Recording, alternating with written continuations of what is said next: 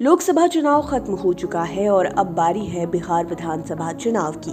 इस चुनाव में नीतीश कुमार और तेजस्वी यादव ने प्रदर्शन भी अच्छा किया है। अब दोनों की नजरें अगले साल होने जा रहे विधानसभा चुनाव पर है। ऐसे में नीतीश तेजस्वी तैयारियों में शिद्दत से जुटे हुए हैं। सब अपनी अपनी गोटी सेट करने में लगे हैं। चुनावी रणनीतिकार और जन स्वराज के संस्थापक प्रशांत किशोर ने भी अपनी दावेदारी ठोक दी है।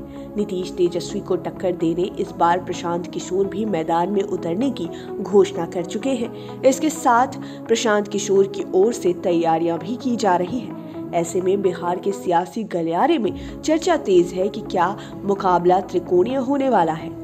नीतीश कुमार और तेजस्वी यादव को प्रशांत किशोर कितनी बड़ी चुनौती दे सकते हैं, आइए सब जानते हैं इस रिपोर्ट में। दरअसल अब तक दो राजनीतिक गठबंधन ही आमने सामने थे। एनडीए और महागठबंधन समझ रहा था कि दो गठबंधन आमने सामने होंगे, लेकिन अब इस खेल में एक तीसरे प्लेयर की भी एंट्री हो चुकी है।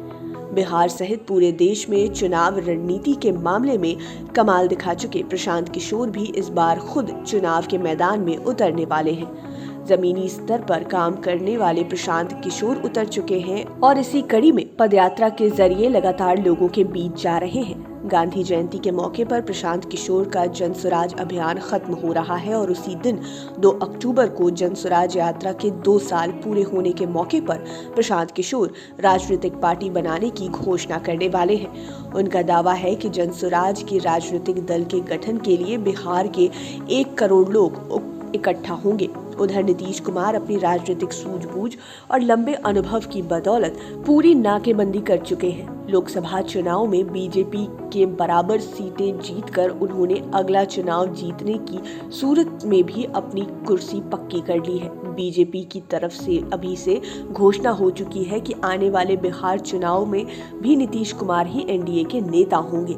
इधर तेजस्वी यादव भले ही 2020 में बहुमत से चूक गए थे, लेकिन इस बार कोई कसर नहीं छोड़ना चाहेंगे।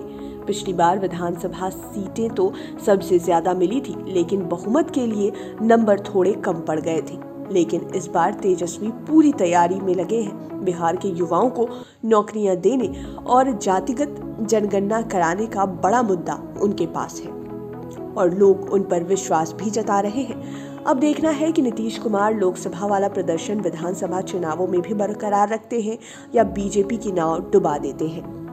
यह भी देखना होगा कि तेजस्वी यादव पिछले चुनाव से बेहतर प्रदर्शन करते हैं या उसे दोहराना भी मुश्किल होता है। हालांकि दूसरी ओर प्रशांत किशोर भी बड़े बड़े दावे कर रहे हैं। शिक्षा, रोजगार और पलायन जैसे मसले उठाकर लोगों को अपनी तरफ से जागरूक करने की कोशिश कर रहे हैं। लेकिन बड़ा सवाल ये है कि क्या पोलिंग बूथ पहुंचने तक बिहार के लोगों को प्रशांत किशोर की बातें याद रह पाएंगी।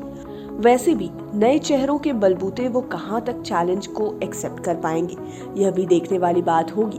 बिहार में नीतीश कुमार के खिलाफ भले ही सत्ता विरोधी लहर हो सकती है, लेकिन तेजस्वी यादव से लोग खफा हों, ऐसे तो कोई कारण नहीं लगता है। ऐसे में अब ये तो आने वाला समय ही बताएगा कि प्रशांत किशोर, नीतीश कुमार और तेजस्वी यादव को कितना टक्कर दे पाएंगे। उम्मीद है ये वीडियो आपको पसंद आया होगा। इसी तरह के और वीडियोस के लिए हमारे चैनल LR भारत को सब्सक्राइब करें। धन्यवाद।